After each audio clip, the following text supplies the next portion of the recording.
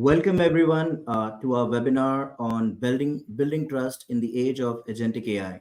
I'm Sumit Kadam, and it's a pleasure to have you join us as we explore one of the most critical challenges of our time: how to foster trust in AI systems that are increasingly autonomous and capable of independent decision making. Our expert panel today will share insights on practical strategies and frameworks that organizations and policymakers can adopt to cultivate trust while harnessing the transformative potential of agentic AI. We invite you to engage with us by sending your questions through the Q&A feature and look forward to an enlightening and interactive session. With that, let's dive into this vital conversation on trust in the age of agentic AI. With us today, we have Vishal Gupta joining us from Everest Group. He's a partner at Everest Group.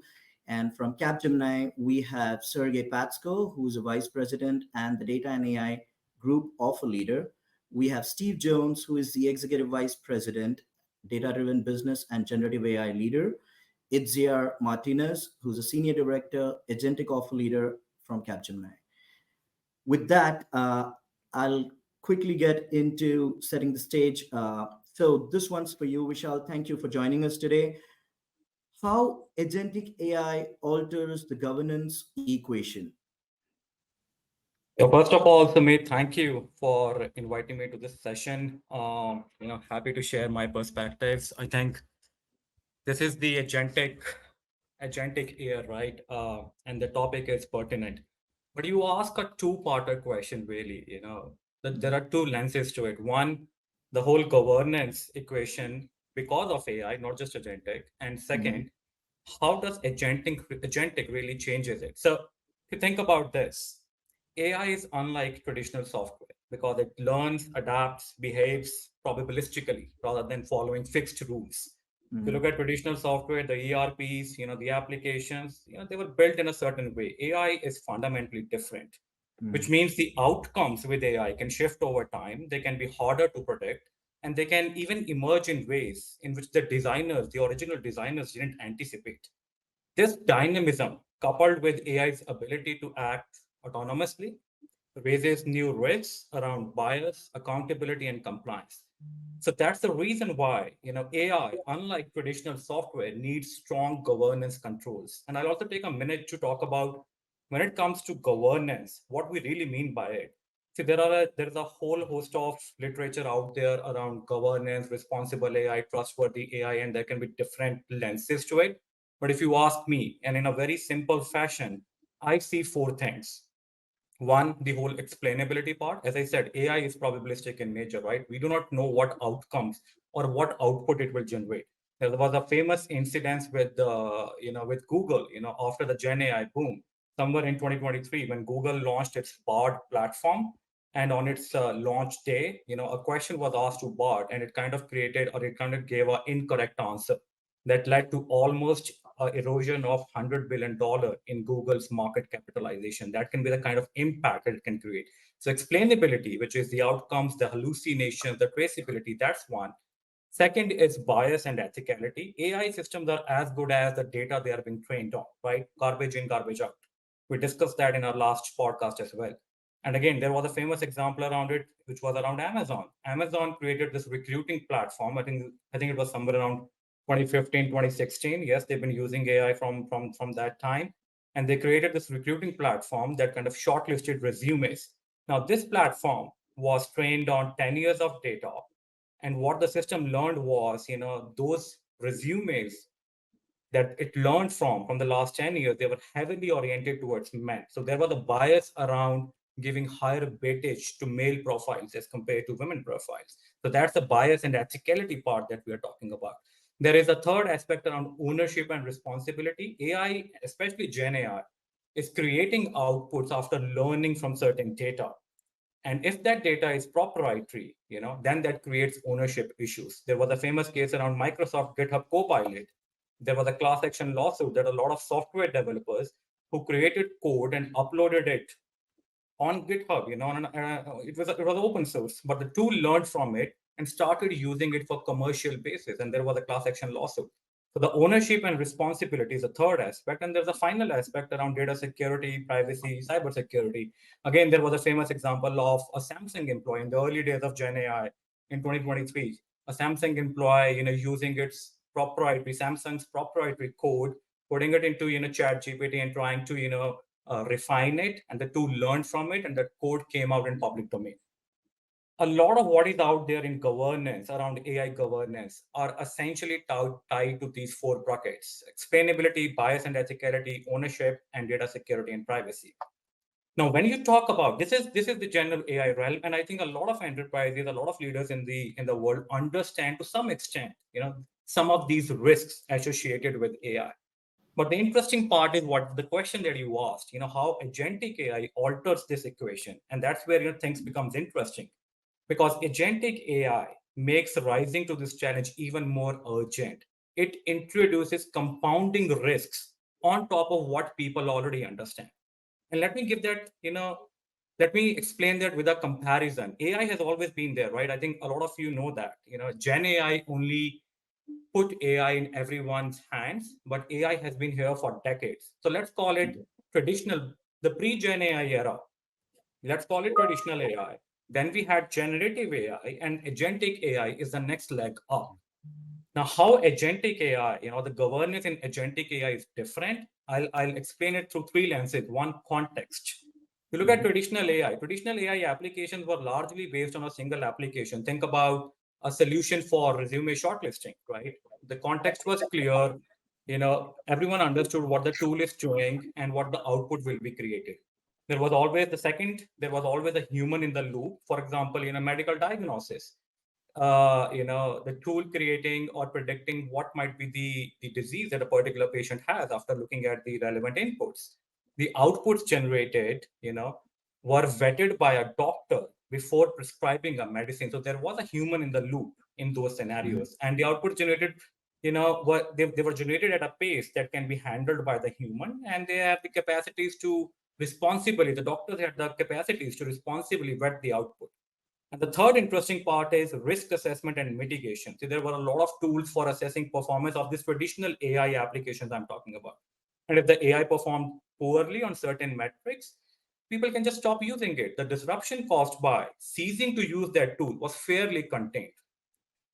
Now, things changed dramatically when we talk about generative AI. For one, the context, the first part, the context of deployment exploded. People are using LLMs for all different sort of things. Think about a large organization having multiple departments. Within each department, they have different roles, different people, and each person is using LLMs for whole different activities and tasks.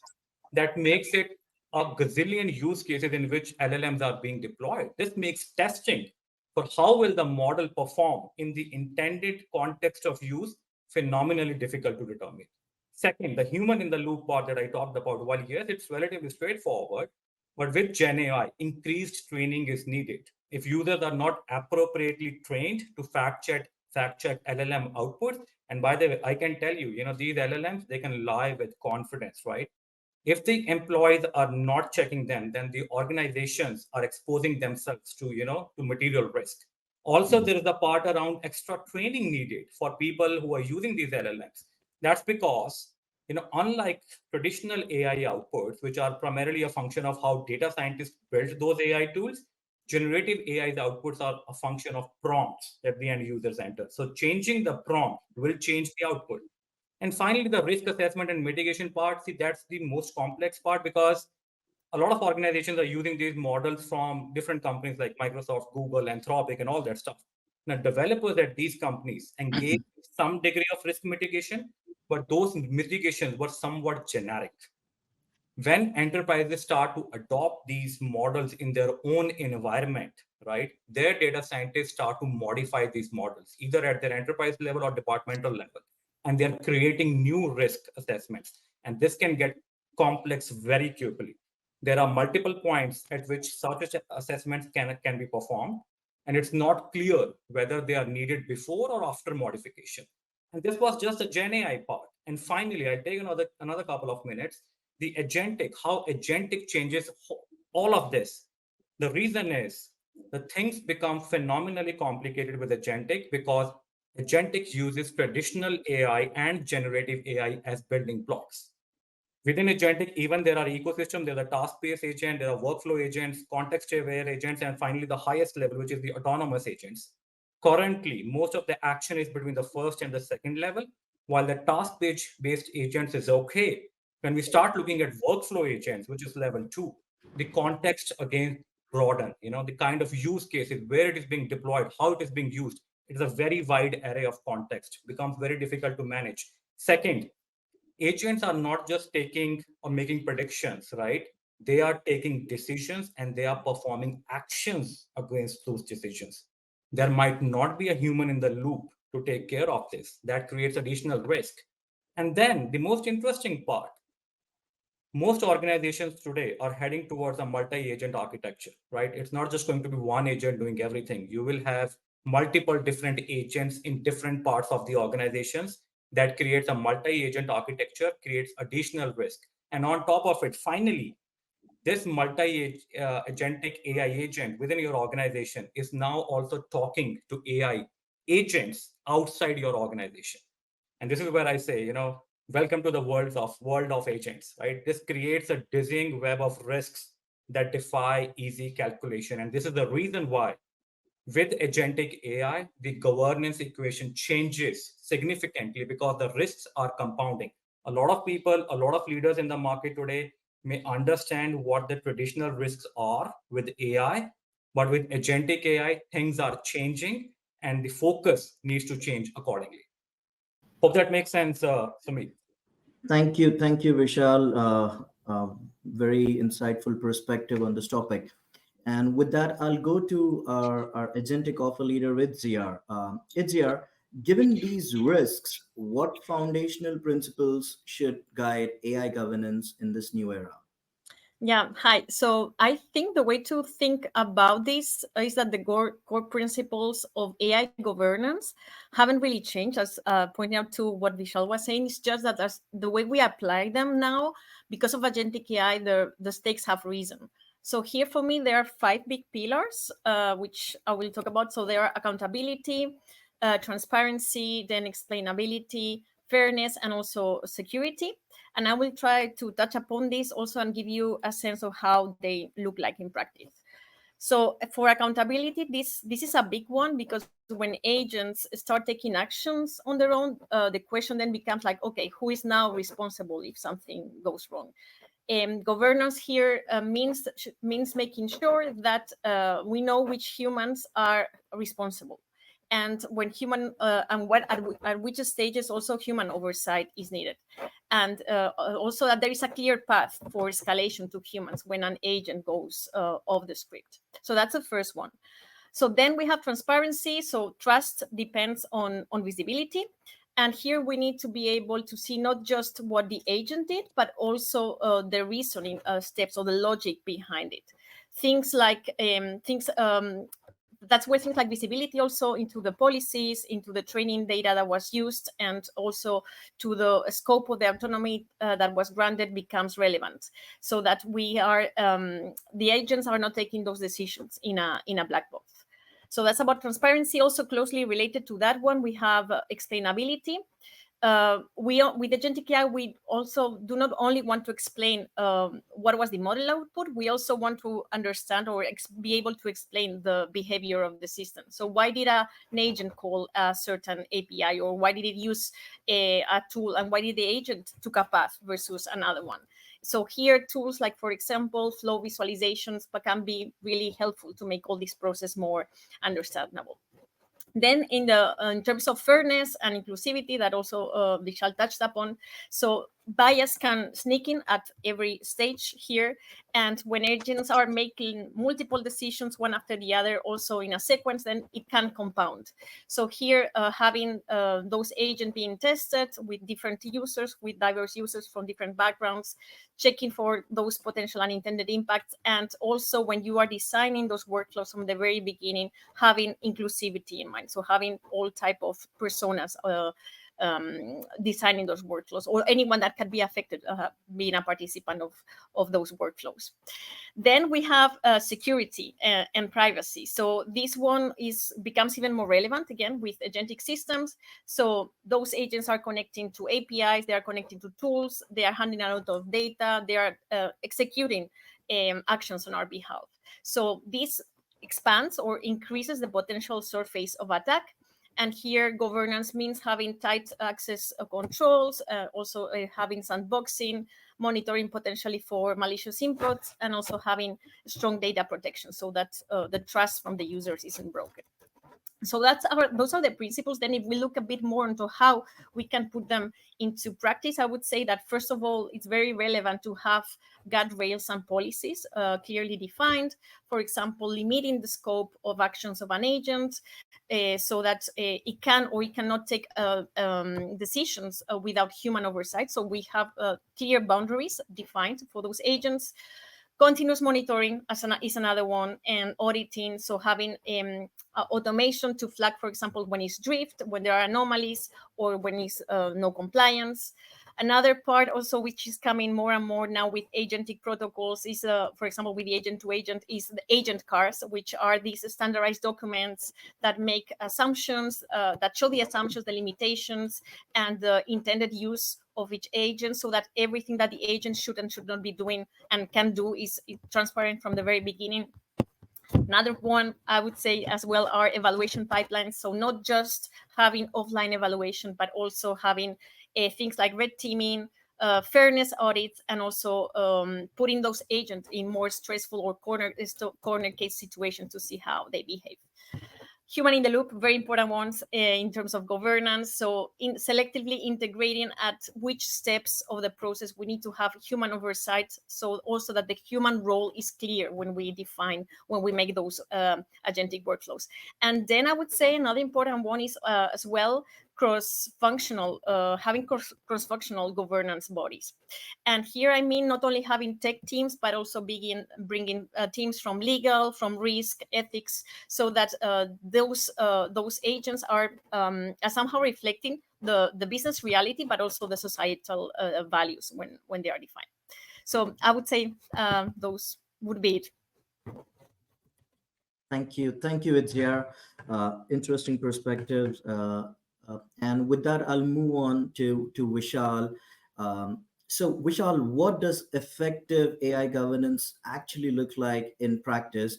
And I'll also request Sergey to kind of, explain how it impacts businesses. Yeah, I can start on that, and Sergey, please add. I think we and HCR gave some very good examples. We spoke about what AI governance really is, how it's different with agentic. But when it comes to, effective governance in practice, what we are really talking about is moving beyond policies on paper to embedding governance into the way the organizations build, deploy, and manage AI every day. It has to be it has to be a far more than a compliance exercise to meet AI regulation, right? It cannot just be that. But if that's kind of the core objective, to me, there are four key pillars when we start looking at AI governance in practice. One, clear accountability. I think Itziar also spoke about it.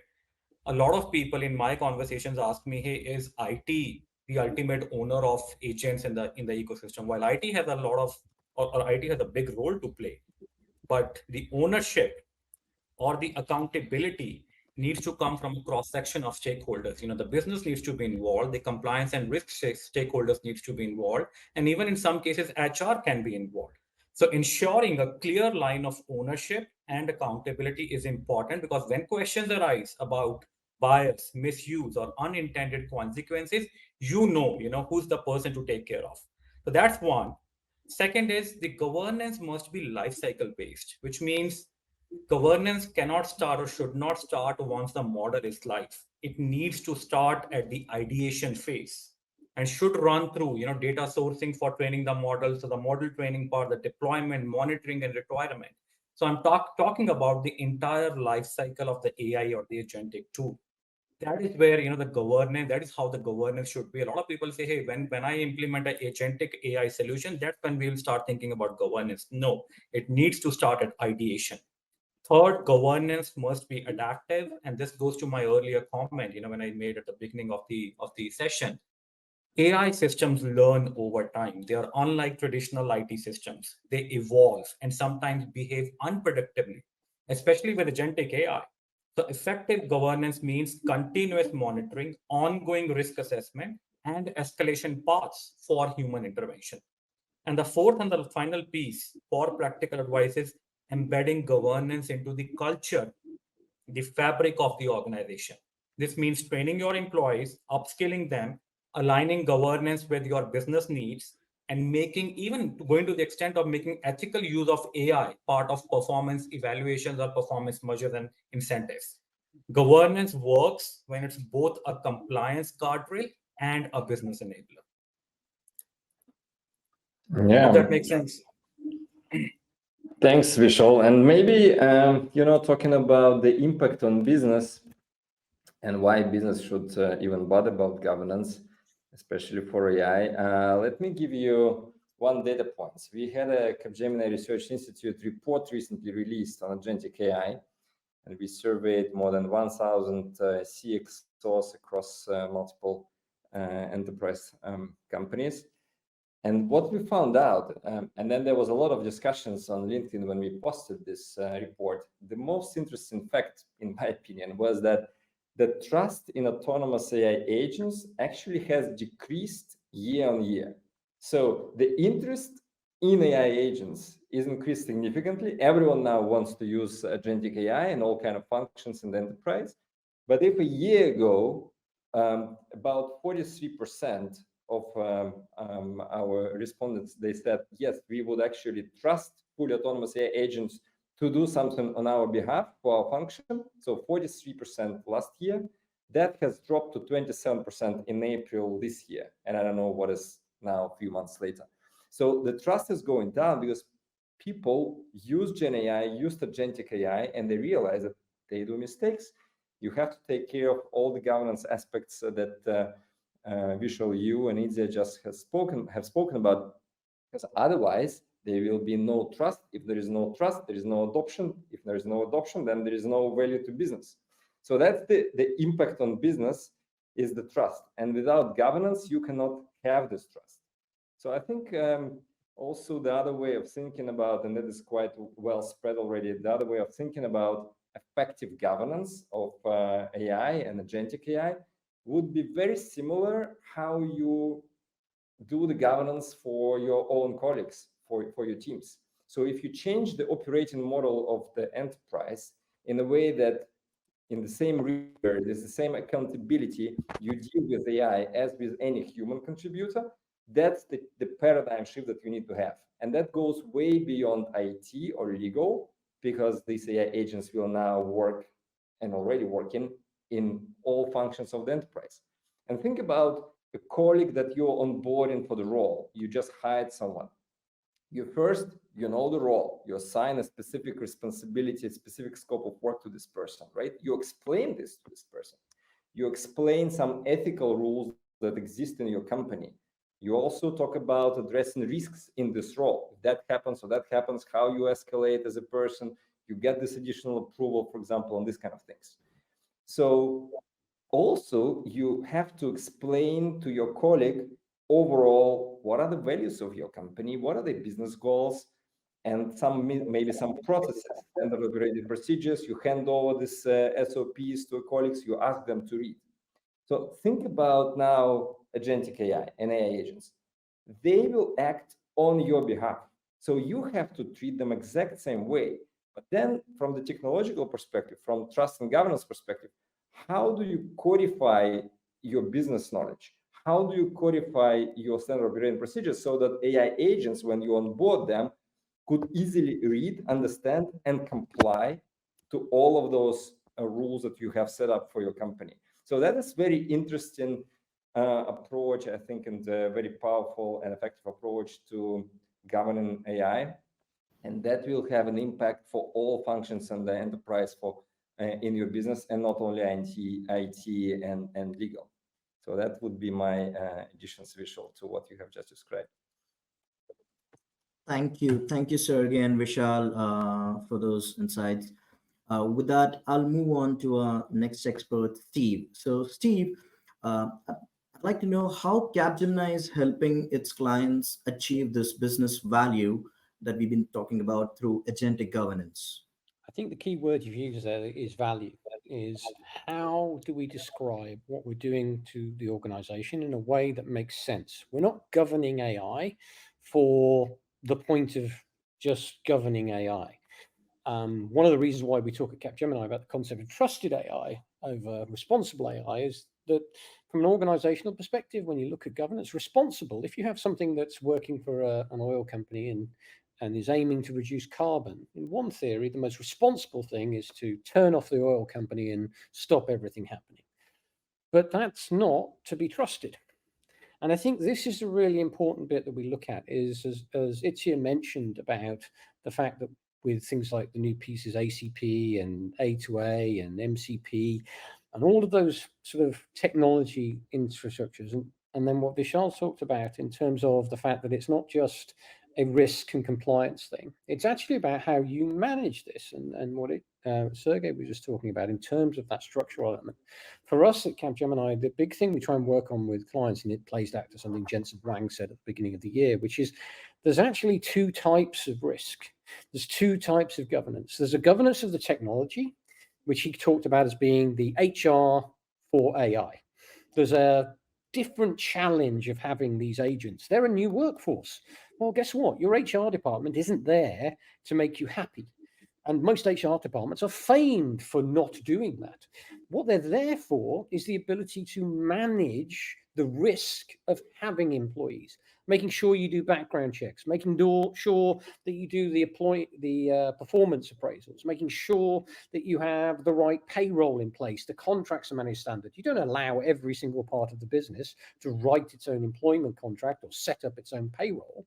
Well, with agents, you shouldn't be letting every single part of the business define its own way of working with AI and defining its own governance and management and defining its own cyber rules. You've got to start thinking about the fact that systemic risk for this new workforce exists. So that's the one side of governance we really help with is how do you start looking at what your AI resource management plan is? What is this HRM but for AI? What is AI resource management? How do you govern? How do you manage it? How do you set up something that, whether it's a Salesforce agent, an SAP agent, a ServiceNow agent, a custom agent, a Langchain agent, all of these pieces, how do you make it that not only are you governing that, but when a Salesforce agent calls a SAP agent, calls a Langchain agent, and it goes wrong, whose fault was it? Because if you're just monitoring each one individually, you don't know where the problem started. So that's one of the things we do. On the other side, it's then, well, the business needs to manage it. When HR employs a supply chain expert for a company, they employ them, they do the contract, they do the background checks, but they don't tell them how to run a supply chain. There's only three governance models that can actually exist, right? The number one is AI manages itself. Well, let's rule that one out straight away. That's insane. Number two is that the IT department manages all of these agents. So IT is now responsible for the finance decisions an agent makes, is responsible for the supply chain decisions, is responsible for the marketing decisions. Well, I've worked for CFOs and I've never met a CFO who's gone, you know what I'd really like to do? Have half my job delegated to the CIO and then let him make all the decisions or her make all the decisions. That is never going to happen, which means there's only one governance model that works. It's that separation of systemic risk and then enabling the business to manage the solution risk. And I'd say at Capgemini, that's the thing we really do. We look at this question of, as a business, how do you want to delegate work to AI? How do you want to manage it as a member of your team? There's a whole bunch of technologies that then sit underneath it to execute, and clearly we help with it, but it has to start with that first point. We have a new workforce. We are therefore asking the business to delegate decisions to it. We cannot do it. And somebody today, I'm here in Mumbai. We're doing a training course on our next generation of AI solution architects, agentic solution architects. And one of the people asked was, when they were doing some design work, was, can we have one of these AI personas that spans multiple areas of the business? Because in order to cache, you have finance, you have sales, you have supply chain, you have all of those things. And the answer is no. because who will it work for? For something to be governed, it has to be governable. And in a business, that means it needs to be accountable to somebody. So at Capgemini, the big thing we help with is, from a governance perspective, separate your solution risk from your systemic risk, manage your systemic risk like an HR department for AI, and then on the solution side, enabling the business to understand how they want to manage AI within their own business context. Because without that, there is no governance. There is either a technology which is ungoverned or the IT department getting blamed for everything.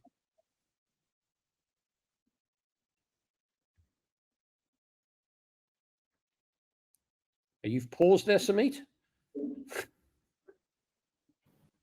No, can you hear me? Yes, we can hear you. There you go. All right, sorry. Thanks very much, Steve, for your insights. I'll quickly move on to Vishal. Vishal, from the industry insights that you bring, I'd like to understand, how is the provider ecosystem evolving to support governance needs for agentic AI? And Steve, maybe you could also probably add, your 2 bits to it. Yeah, I think everyone in the industry realizes that governance is going to be a critical part of scaling AI or agentic in the ecosystem. And that's where the supply side ecosystem, both technology providers and service providers, are rising up to the challenge. So if I specifically speak about, the tech providers, you have all these big tech companies, especially if I talk about, the big cloud players, AWS, Azure, GCP, even IBM. They are embedding governance features right into their platforms.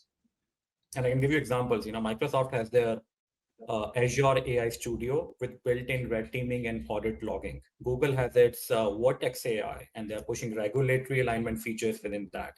AWS is rolling out governance APIs in Bedrock, which is their AI platform, and the marketplace. And IBM has gone to the extent of creating a standalone governance product with Watson X governance.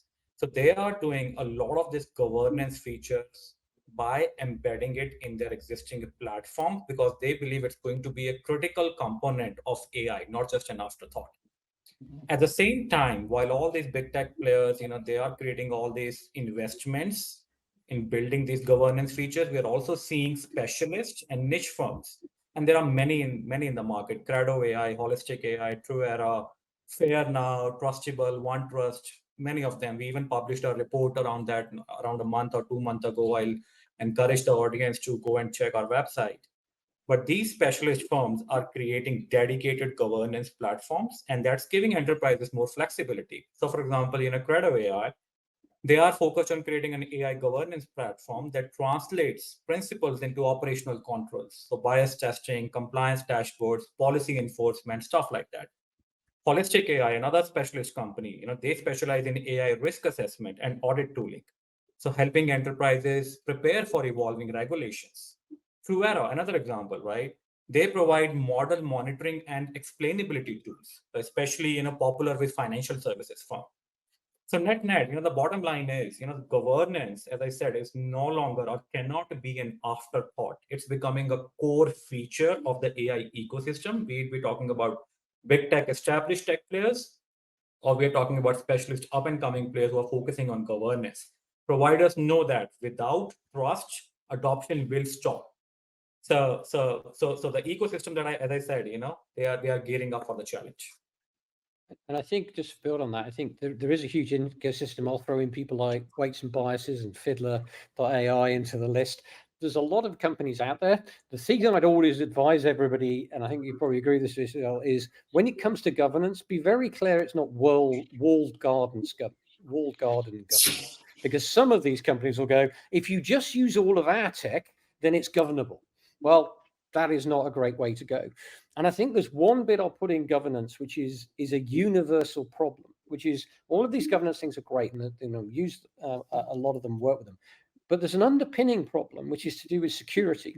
And if you talk about the industry pieces and security is, and you say, what is the security model of an agent? And then we look at what OpenAI did recently, where they said, here's our agent, give it all of your user accounts, and well, it'll probably empty your life savings. But at least it might give you a good holiday while it does it. The point is that that's an AI impersonating you. It's not working on behalf of you because it has your user credentials. Within an enterprise, there's two security models that you can implement. One is a system account, and the other one is the idea of a user account. Microsoft with Entra ID have created the idea of an actual agent ID. Okta, in terms of the pieces they've done, have done some really interesting pieces in terms of the idea of how you do delegated authority and using their platform. But that's something that is not normal for organizations, is to think about the fact that I have a new type of employee. So when I work with Itzia and Sergey and Samit, and we ask each other to do the work, it transfers the work from one user account to the other user account. So if I ask Itzia to do something, she then does it under her user account, but she's a user. If I ask an AI to do it, how am I delegating? How does it authorize it? And I think that security management problem within governance is something that organizations really need to look at. It's something we've concentrated a lot on the design around, but it's right in its infancy. And I think, Vishal is absolutely, you're absolutely right there in terms of there's a huge ecosystem around governance, but the enaction of that governance into operations still has a lot of gray areas on what the answer is going to be. And I think I would say to take an example of that, when MCP and A2A first came out, neither of them included the idea of security and authorization, which is kind of fascinating that neither of them put their own specifications into their own LLM models and went, what do you think is missing from this specification? Because when I did that and put the MCP specification into Anthropic, the first thing it said was, it appears to be there's no security model. So if there's something that I think within governance that we need to start looking at more, it's how you make sure that an agent isn't a person, because it isn't, and it isn't just a system account, because it isn't. They work as delegated workers, and how do we authorize that is something you need to concentrate on. Thank you, Vishal and Steve, for that insights. Moving on to the next question, an interesting one again. So this one's for Sergey. Sergey, how are service providers like Capgemini evolving to meet enterprise demands for AI governance? And what responsibilities do you see service providers owning in this new era of agentic AI? And I'll also let Steve and Itzia contribute. Yeah, thanks for this, Samit. Well, a couple of important things. One, we have already discussed. We just observed and reported that the trust in agentic AI has dropped in last year from 43% to 27%. Then the question is how we, as a provider of services, also AI services, of course, how we help our clients to earn back this trust, and what kind of services we should provide to our clients so that they would be fully empowered by this AI and not actually having this as an issue. That is our goal, and that's what we are doing when we think about our portfolio of services. And Steve just mentioned that there are lots of tools in the market, but actually it creates also a lot of confusion among our clients, and they turn to us to ask questions like, okay, what we should do, how we should set up this governance. And more importantly, we clearly see the shift which has happened in the last maybe year or a couple of years, that from a simple delivery models, when we would be just working and deploying AI in production together with the client on behalf of the client, we actually now called upon to become kind of a co-architects of this trust that we are talking about, and become the custodians of this responsible AI, so that we would be the strategic partner for our client in this governance equation. And we just heard from Itzia, from Vishal, from Steve, that is not a simple task. Multiple things have to be taken into account. And we believe that there are several services new services that we are very proud of providing in the market. One would be co-designing governance frameworks.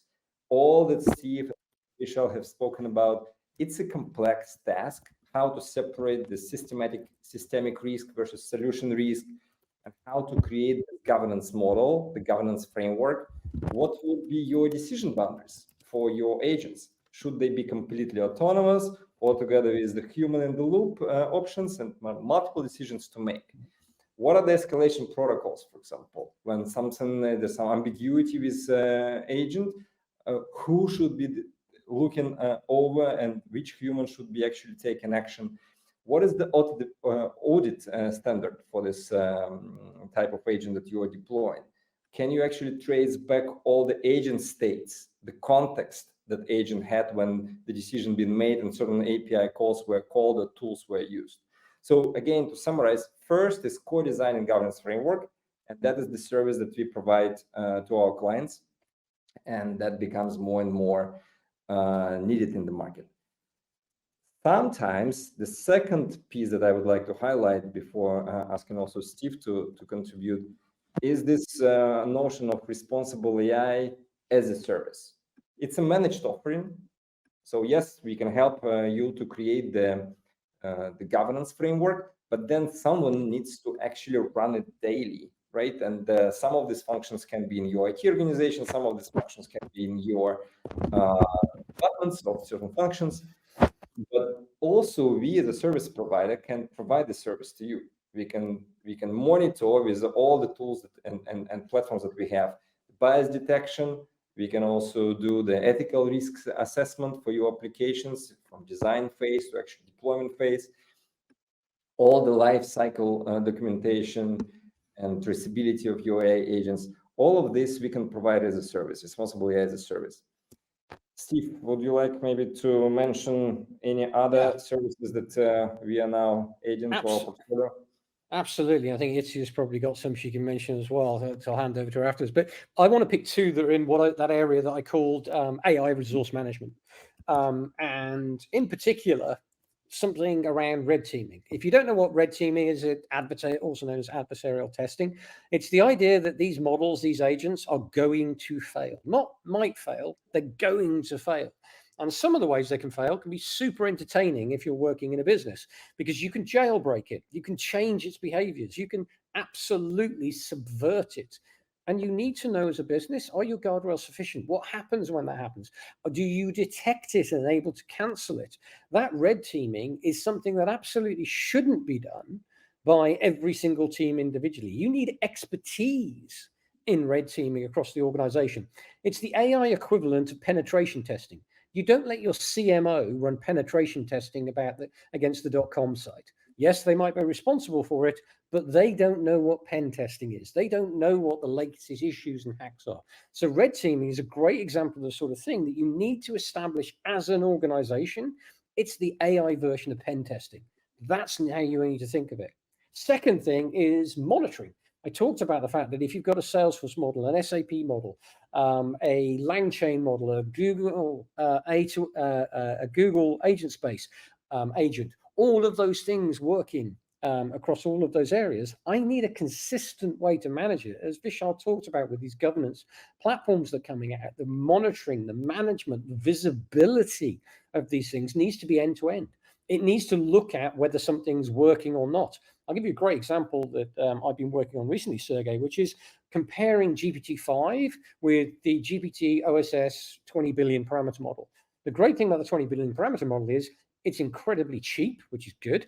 But the second great thing is the fact that it gets confused really easily. And that might sound like a terrible thing.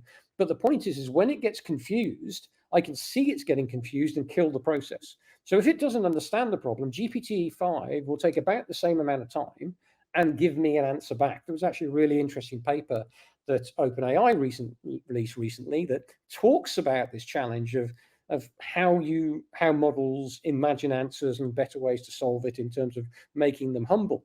But the point is this, of the governance perspective, if you don't have people looking within the organization at how those models work, looking for when it starts spiraling, looking for when they're going off the end, providing the end-to-end traceability, surfing the metrics and metrics up to the organization, that has to be done as an organization, not as a series of walled gardens, not as a series of isolated pieces, because that would be the equivalent of every single employee using a different email system, using a different HR system. It'd be as insane as everybody at Capgemini having a different time management or expenses system, or a different estimation system for all of our deals. You need certain things that are done in a common way because everybody needs to do them and work with them in a common way. So that sort of pieces around AI resource management of the red teaming and that monitoring need to be done, because it isn't a skill that everybody should have. It's a skill that should be common across everything. It's here. If you've got anything sort of to add in terms of additional areas that people should look at? I think you both mentioned it very, very well, but maybe just to add something, I think maybe at least some of the cases that we see with our clients. So we spend, or me personally, I spend a lot of time creating this conscience that actually having governance from the very beginning is a need. So maybe I see organizations that think this as an afterthought, but I think it's very important to convey the message that it's something that needs to be from the very beginning, from the very moment you start designing your workflows, etc. It's not an afterthought. It's not even going into production. You need to have this from the very beginning. And I think, at least for me, that's something where I do spend quite some time with clients, trying to convey that message. And then on top of that, just reiterating what you both said, Sergey and Steve. So tools for transparency, bias detection, auditability, and also where needed, especially, for example, if you think in regulated industries, also seeing how we need to take specific regulations into consideration when designing those agentic systems. And maybe another very important one as well is helping organizations see or design together with them where human oversight needs to be put. So that's something that it's not clear. It's very case dependent and also comes with experience. So I think it's also very important, or we spend some time also saying where, at which specific steps or the workflow we need to have humans oversight. So yeah, that would be it from my side.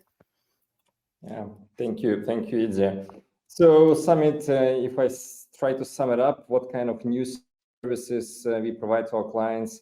As you see, we are covering the full cycle. We start from actually creating together these governance frameworks, to then providing this as a managed service, red teaming, continuous monitoring, also helping clients to compare and benchmark different tools. We shall mention that there are a lot of tools in the market. Idzie just mentioned that a lot of people come to her and ask this question: should I use this or that tool?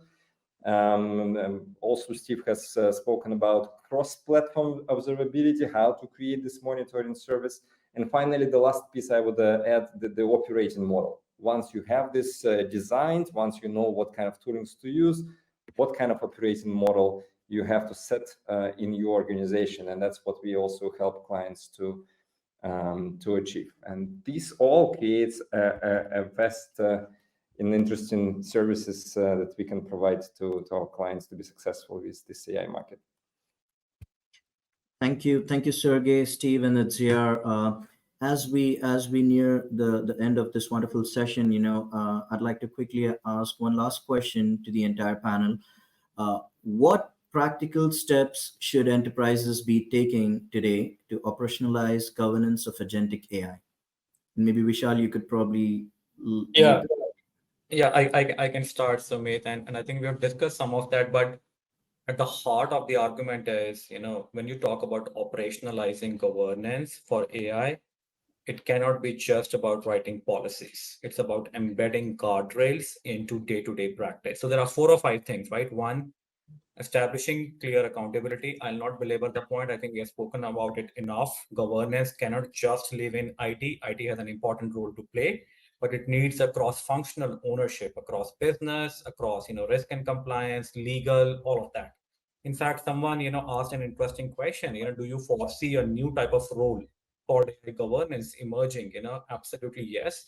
I wouldn't say a lot of organizations have it today. We are seeing that as an emergence, a new role in some organizations, maybe a responsible AI lead, or even in some situations, we are seeing AI governance councils, being established by organizations. So definitely we are seeing that as an emerging trend. But as I said, it's not a prevalent thing right now. Maybe as the technology evolves and time evolves, we will see more of it, but absolutely yes. And that's where the accountability part becomes important. Second, map and classify the agentic use cases by risk.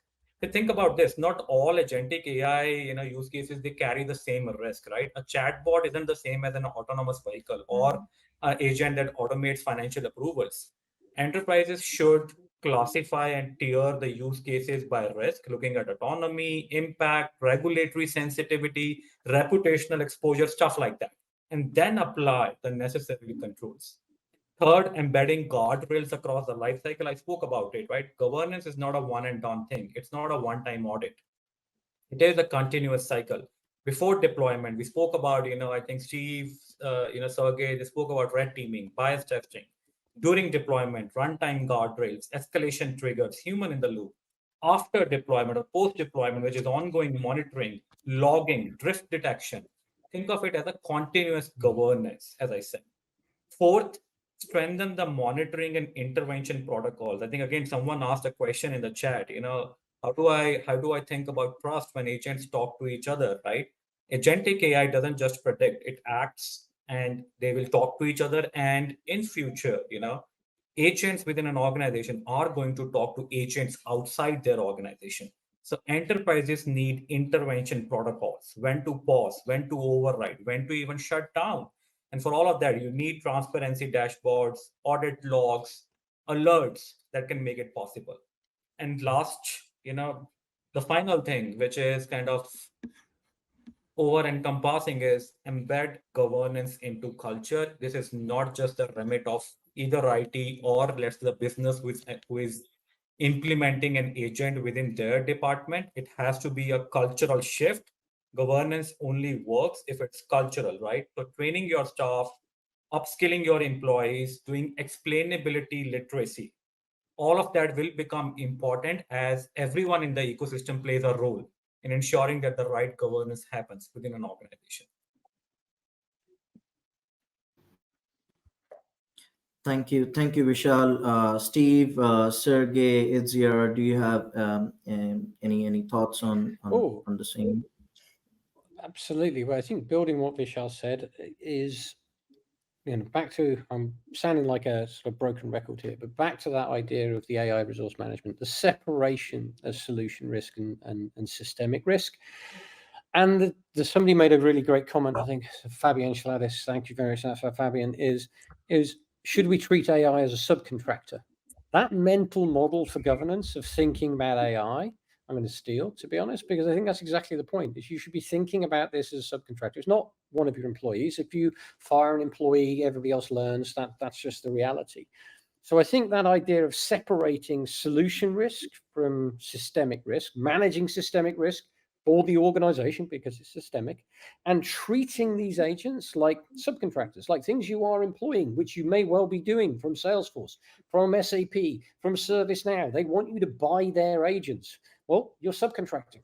How do you govern a subcontractor? What additional controls do you put in place? What do you not allow them to do? And within that, I'll give a one thought sort of in the wrap up as we think about it, is when you click on an app on your phone and it says, can I please use GPS? That is the governance model you want to think about. That's the delegation model you want to think about. When an agent wants to do something on your behalf, it should check. That should be a foundation, like with a subcontractor, where they say, can I do this? Or you tell them you are allowed to do that. They can't just come in and treat it like every other employee. That is a different way of thinking about it than just simply viewing it as a technology. So separate the risks, manage it like a subcontractor. Yeah, maybe since Samit, you asked about practical steps, how to start with the governance and how to use and deploy governance for agentic AI. One of the practical steps could be also working with us, with Capgemini. Just hire us to do the assessment of your governance situation. Because yes, you might have already done a lot, maybe with MLOps, with your previous ML deployments, but is it sufficient for agentic AI? Then you will have a good benchmarking, the foundation from which you can build up your step by step your complete governance. So we can provide this governance assessment if required. And maybe on my side as well, adding to the point from Vishal about having this culture of governance in the organization, which I think is super critical as well. So I think it's very important as well to train engineers and technical people in the topic of governance, so that they can design those workflows having trust and compliance from the very beginning, and also having business leaders, be literate in AI so that they can ask the right questions. So I would say that that's super important as well, not to see it only as a technical topic, but that's something that encompasses everything and everyone in the organization. Thank you very much, Edgar, for concluding that. To the audience, I know we are pretty much near at the close of this session, but we do have some interesting Q&As, and we'll try to pick a few of them. So there's one question: should AI agents work on behalf of a human? And if so, do they impersonate that human in IT systems, or do we create uh, an agent account in all systems, or back to the old system account for the agents? I'll take this one quickly, which is the answer is you have to create an agent account. It's not easy, and you need to industrialize it. So from a security model perspective, the provision of agent accounts, which are delegated accounts from people, has to be industrialized. Yes, you will end up with tens of thousands of combinations of people/agent accounts, but the alternative is just to let it run riot. So the industrialization and automation of the provisioning and deprovision of security accounts, not something that anybody really does today, to be honest, is going to be a big challenge as we look to scale this. Thank you, Steve. There's another one: how to evaluate risks prior to implementation, establish a compliance framework, and ensure its effective execution. I can maybe try to take that one. So I would say that it's very important to think of it like you would have a flight simulator where you, before going to production, you can test. You can think of edge cases and really like try different edge cases, play different scenarios, etc. Think I can go wrong before going into production. So I would say think of it as a flight simulator situation. Thanks, Itzia. The next one is around how will you plan to release AI agent in prod, and how the release plan is different versus any other code release.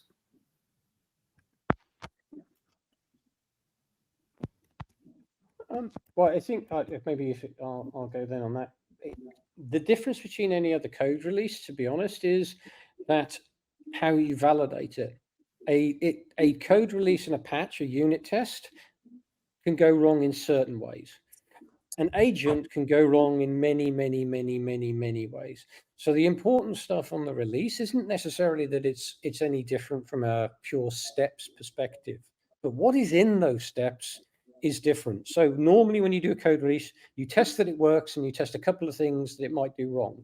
With an AI, you test a couple of things that just make sure it works, and then a lot of things that might go wrong. And that is the focus when you're making a change to an agent. Isn't does it do the job? Because that's, to be honest, somebody will already have checked that. It's, is it going to go wrong and how? That's the systemic risk problem. So the difference in code is systemic risk isn't a thing with normal code. So that's a big difference. Thank you. We'll probably just take a couple of more. Do you foresee a new type of role called AI governance, which will be a modification of a data governance analyst? Yeah, I think I can take that one up, Sumit, and I touched upon it. See, we definitely see new roles emerging around the governance part. Responsible AI leads. I have seen that in several organizations now. As I said earlier, it's not yet widespread because a lot of enterprises are still experimenting with agentic AI or AI in general. But as the technology scales, as they start scaling it within their organization, there will be a need for either a dedicated role or even a dedicated council. We see, the governance councils within the organization. The other interesting part that I'm also seeing is, chief risk officer, chief compliance officers, and even chief legal officers. They are starting to play a role when it comes to AI because AI has legal implications. it has privacy implications. So even those stakeholder personas have started to play a role in how and where AI is deployed and governed. But the dedicated role part, absolutely yes, we do see that happening in the organizations. Thank you, Vishal. Probably just one last question. What does trust look like in a world where AI agents interact with each other more than with humans? How do I define trust in a world where intelligence is no longer uniquely human?